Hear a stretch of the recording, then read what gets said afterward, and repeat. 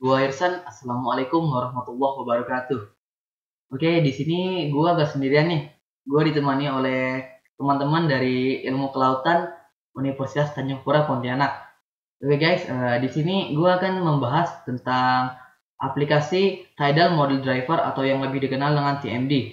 Nah, TMD ini merupakan salah satu aplikasi penunjang dalam bidang oceanografi yang berfungsi untuk memprediksi pasang surut atau menentukan nilai dari konstanta harmonik pasang surut tersebut. Oke guys, nggak usah nunggu lama. Oke, kita check it out. Oke, pertama kita buka dulu aplikasi MATLAB-nya. So, mengapa buka MATLAB terlebih dahulu? Karena TMD ini dibuat berdasarkan bahasa MATLAB. Jadi untuk menjalankannya, kita harus membuka aplikasi MATLAB tersebut terlebih dahulu maksud kami. Oke, kita mulai dengan mengetikkan MATLAB pada command search kita di Windows. Oke, MATLAB. Oke guys, selagi menunggu MATLAB yang terbuka, di sini gue akan sedikit cerita nih ya. Untuk TMD sendiri ini bisa dibilang aplikasinya lumayan handal ya dalam memprediksi tingginya pasang surut, lalu kapan pasang tertinggi, surut terendah, serta kita dapat menentukan juga nilai konstanta harmonik yang dipengaruhi oleh gravitasi bulan ataupun yang dipengaruhi oleh gravitasi matahari. So, keren bukan aplikasi ini? Tapi sayangnya aplikasi ini memiliki suatu kelemahan yang cukup fatal. So, apa itu kelemahannya? Nanti di akhir akan gue jelasin apa itu kelemahannya. Oke guys, setelah GUI MATLAB kita terbuka atau graphic interface, selanjutnya kita harus mengganti current folder ke tempat di mana kita menyimpan aplikasi TMD tersebut. Oke, di sini saya menyimpan aplikasi TMD tersebut ialah di D aplikasi Mat TMD Toolbox. Nah, setelah current foldernya terganti, kita harus memasukkan inputan agar memunculkan GUI atau graphical user interface dari TMD tersebut dengan cara ketik TMD pada command window dan lalu enter. Nah, selagi proses berjalan akan muncul seperti ini. Setelah dia selesai loading, kita harus disuruh memilih model. Model tersebut ialah bahasa mudahnya sih itu peta ya. Peta yang akan kita gunakan untuk menentukan area yang mana akan kita prediksi pasang surutnya. So, di sini saya menggunakan model IND atau model Indonesia. Teman-teman juga dapat mengganti dengan menggunakan model lain, seperti model dunia ataupun model pada negara lain yang tentunya telah dibuat oleh teman-teman kita, para senior kita, para alumni kita, dan para ilmuwan-ilmuwan Indonesia kita atau ilmuwan-ilmuwan dunia yang selalu berpegang teguh terhadap prinsip jayalah kelautan kita. Oke guys, lalu klik open. Nah, selagi proses berjalan, berikutnya akan memunculkan GUI dari TMD tersebut. Nah, di sini gue akan sedikit cerita nih ya. Dalam GUI ini ada beberapa bagian. Yang pertama ini ialah peta atau yang dibilang map. Yang ada di sini ialah map daerah Indonesia dengan panduan ada beberapa grid yang berbentuk persegi panjang. Nah, pada kolom yang berikut ini ialah untuk memprediksi apa yang akan kita lakukan. Apakah untuk mengetahui nilai dari konstanta harmonik pasang surut atau untuk memprediksi pasang surut. Nah, yang pada bagian bawahnya kita dapat menggunakan apa itu plot batimetri, plot amplitude atau plot fase. Nah, untuk penentuan lokasi sendiri dapat kita gunakan secara otomatis dengan klik bagian poin lalu menuju tempat yang akan kita pilih lokasinya, misalnya seperti ini. Klik. Lalu di sini akan muncul koordinat lokasi tersebut. Di sini ada longitude dan latitude-nya. Mohon maaf, maksudnya latitude dan longitude. Nah, tapi jika teman-teman telah mengetahui koordinatnya secara langsung, teman-teman dapat menginputnya langsung seperti ini. Misalnya di sini 1,789 atau di sininya 107,6598. Oke, nah. Lalu untuk bawahnya ini, menu subgrid digunakan jika teman-teman ingin menzoomkan daerah lokasi peta yang ingin teman-teman prediksi. Oke, akan saya coba di sini. Baiklah. Nah, kita klik pada bagian itu. Maka dia masih berjalan loadingnya, Bung. Iya, masih berjalan. Ya, maka dia akan besar pada suatu lokasi yang telah kita subgrid terlebih dahulu. Untuk membalikannya seperti semula, kita dapat menekan atau menggunakan menu full grid. Nah, kembali seperti semula bukan? Ya guys, di sini ini ialah bisa dibilang parameter atau warna yang menunjukkan ketinggian air pada daerah peta ini dengan menggunakan skala meter. Mungkin teman-teman dapat melihat kan airnya cukup tinggi ya. Karena maksudnya di sini ketinggian itu ialah dari atas ke bawah, yaitu termasuk juga kedalaman. Nah, di sini pada sebelah kanan atas ini ialah tabel atau menu-menu yang digunakan untuk menentukan nilai-nilai konstanta harmonik apa saja yang akan kita gunakan untuk memprediksikan pasang surut ini. Oke, nah di sini ada seperti M2, S2, K1 dan O1 yang paling umum kita gunakan. Tetapi jika teman-teman ingin menggunakan seluruh komponen juga dapat dilakukan. Di sini saya akan sedikit ya mungkin mereview. Teman-teman juga sudah pasti tahu ya kan kalau M2 itu pengaruh pasang surut yang dipengaruhi oleh gravitasi bulan yang berbentuknya semi diurnal ya. Jadi dalam satu hari itu terjadi dua kali pasang, dua kali pasang surut maksud kami ya. Sedangkan yang S2 ini yang dipengaruhi oleh matahari dan berikut juga seterusnya. Baiklah, di sini jika teman-teman memiliki file yang akan diinput untuk memprediksi, teman-teman bisa melakukan dari menu input from file. Nah, dengan menekan ini lalu kita pilih atau memasukkan file yang telah kita siapkan. Nah, pada menu di bawahnya ini ialah jika teman-teman ingin menyimpan file hasil dari prediksi tersebut ke dalam bentuk file soft lah. Misalnya kan itu kayak teman-teman buat dalam format Excel ya agar bisa dibuka kembali. Soalnya kalau kita nggak menyimpan filenya ini cuma muncul pada command window-nya MATLAB ini, takutnya datanya nggak sempat kita salin kan dan keburu kita hapus. So kerjaan kita bisa jadi tambah berat. So ngomong saya tadi udah ngomong panjang lebar ya tentang pengenalan MATLAB ini. Oke, kita cekidot dengan testing latihan sekali ya. Oke guys. Nah, pertama di sini saya akan mencoba mencari nilai dari konstanta harmonik pasang surut tersebut. Yang pertama kita lakukan ialah memilih menu extract tidal constant. Oke, setelah itu kita menentukan poin di mana kita akan melakukan prediksi. Di sini saya menggunakan di sekitar sini ya, di sekitar Kepulauan Natuna. Nah, maka otomatis koordinat pada daerah tersebut akan muncul pada layar kita. Di sini ialah latitude-nya dan di sini ialah longitude-nya. Nah, setelah itu kita harus memilih konstanta harmonik apa saja yang kita gunakan untuk prediksi. Di sini saya memilih M2, S2, K1 dan O1. Di sini kita menggunakan elevasi terhadap Z dan berikutnya ialah event file atau yang kita lebih dikenal dengan rewrite file atau tempat penyimpanan file tersebut. Di sini saya mengganti namanya menjadi IKL 2312. Baiklah. Oke, check it out guys.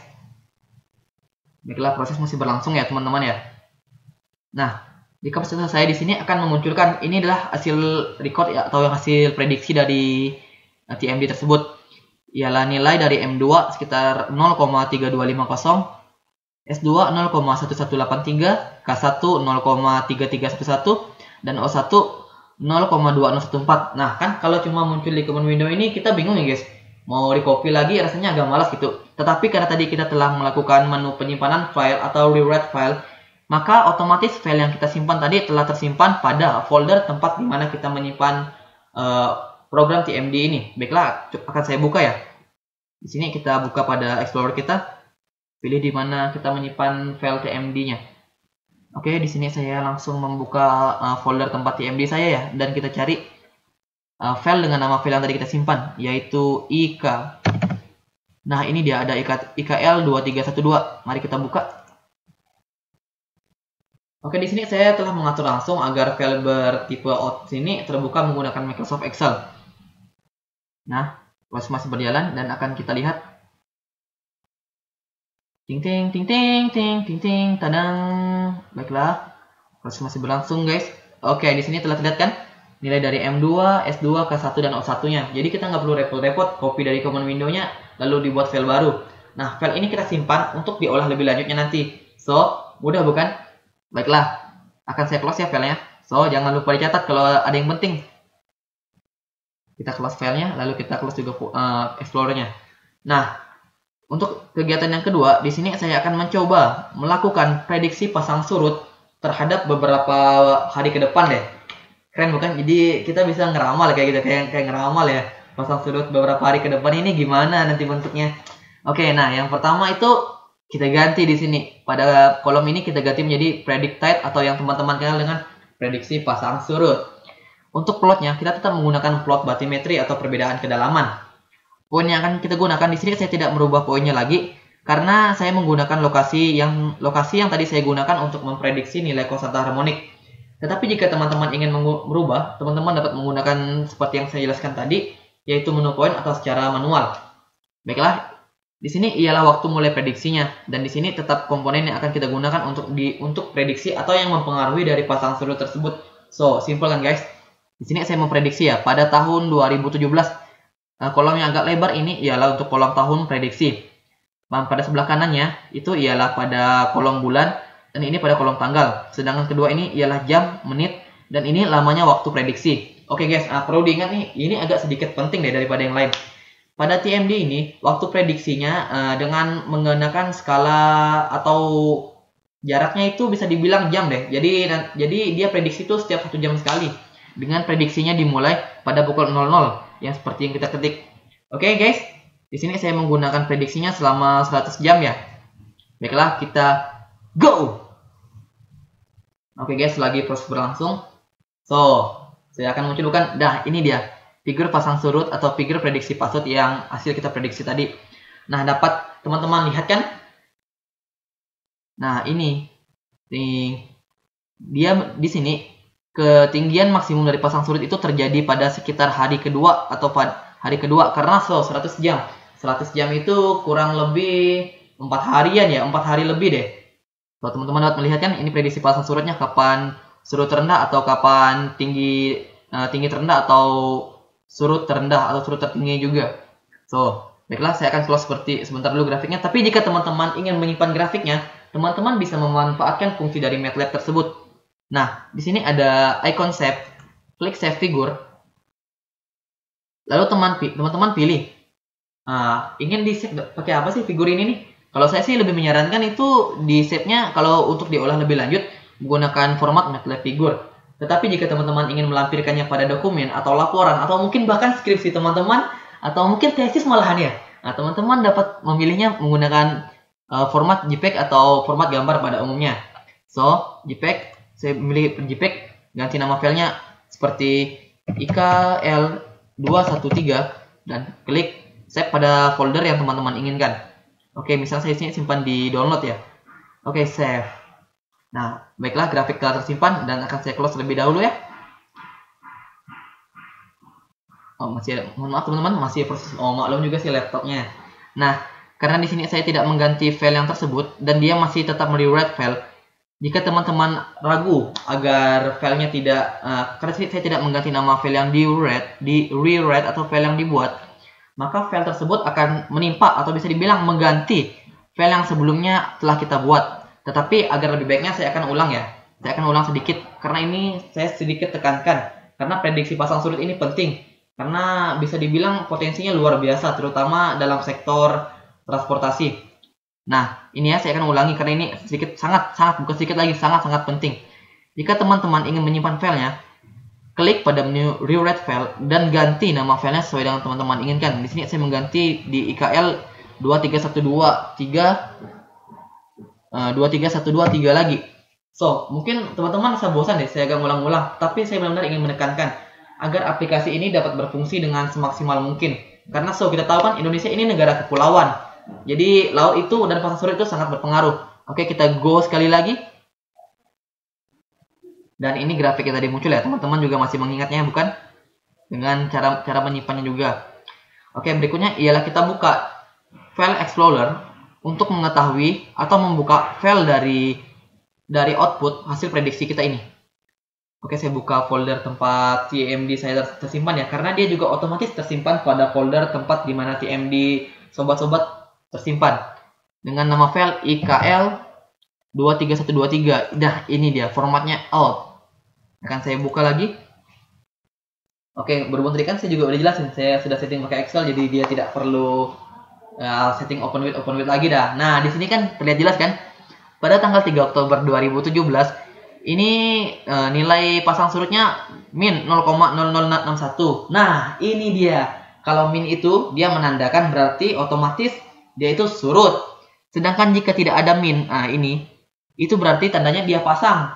Nah, di sini juga teman-teman dapat melihat dia pada jam keberapa, pada tanggal keberapa terjadi pasang tertinggi, surut terendah. Dan data ini bisa dibilang cukup valid untuk melakukan prediksi. Tetapi ingat, seperti yang saya bilang di awal, MATLAB ini mempunyai sebuah kelemahan, dan kelemahan itu juga yang akan mempengaruhinya. So, check it out. Nah, kira-kira seperti inilah gambaran singkat tentang penggunaan aplikasi TMD atau Tidal Model Driver. Mungkin teman-teman bisa dibilang so simple bukan penggunaannya. Teman-teman juga dapat mendownload aplikasi ini di internet karena aplikasi ini bisa dibilang aplikasi gratis yang disediakan oleh tim pengembang untuk tentunya dalam kemajuan ilmu pengetahuan dan khususnya di bidang ilmu pengetahuan pada sektor kelautan. Baiklah, sesuai janji saya tadi, saya akan menjelaskan apa itu sih kekurangan paling fatal dari TMD ini. Nah, TMD ini tidak dapat digunakan untuk memprediksi pasang surut pada wilayah laut dangkal, misalnya estuari atau muara sungai, atau mungkin di sekitar perairan yang lebih dekat dengan pantai lah, dan terjadi masih pengaruh dari sungai itu masih kuat terasa. Jadi aplikasi TMD ini sangat bagus digunakan pada laut dalam. Nah, oke bukan? Jadi teman-teman bisa dong dibayangin kalau misalnya ini nggak bisa digunakan untuk laut dangkal atau estuari. Lalu kita mau coba dicari estuari, kan nggak akan mungkin bisa. Dan mungkin juga datanya akan terjadi error sangat besar dan terjadi penyimpangan lebih lanjut jika teman-teman melakukan simulasi pemodelan dengan menggunakan skrip buatan pribadi atau mungkin skrip yang telah ada sebelumnya. Baiklah teman-teman, mungkin cukup sekian ya yang dapat kami sampaikan nih. Teman-teman juga dapat salam dari teman-teman kami mahasiswa ilmu kelautan Universitas Tanjung Pura Pontianak ya. Nah, mungkin meskipun kita terpisah oleh jarak, pulau maupun daratan sekalian, tapi kita tetap satu teman-teman. Salah satu warga dan sekali lagi masyarakat, atau mungkin juga bisa disebut orang ya, bahasa simpel ini orang dari negara yang kita cintai ini, negara kepulauan kita, negara kesatuan Republik Indonesia. Nah, oleh sebab itu saya akan undur diri, tetapi sebelum itu, oke teman-teman, saya juga mengucapkan terima kasih ya teman-teman sudah menyaksikan video tutorial ini. Mungkin jika ada pertanyaan, teman-teman langsung dapat menghubungi kami di salah satu email korespondensi kami pada kolom keterangan video ini. Baiklah, wabillahi taufiq wal hidayah. Wassalamualaikum warahmatullahi wabarakatuh and see you in the next tutorial. So, bye-bye.